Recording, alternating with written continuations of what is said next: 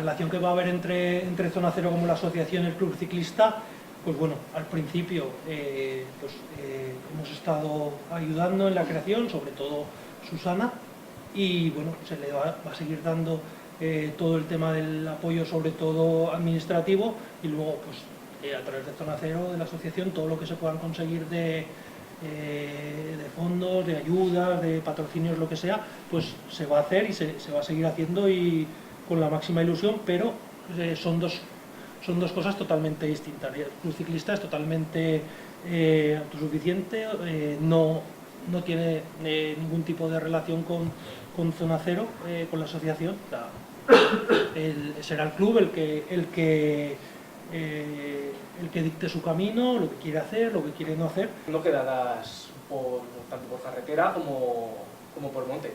También pues, diversos niveles o, pues, por ejemplo, decir, pues oye, este mes vamos a hacer la ruta tal. O puede haber varios, pero hacer, digamos, al mes una ruta que digas, oye, pues esta ruta me apetece hacerla y un grupo así un poco, para pasar un día de convivencia sobre todo. Asistimos a las carreras del Campeonato de Aragón, tanto de enduro puede ser, o hay gente de carretera pues, que va a los quebrantahuesos y todo este tipo de carreras.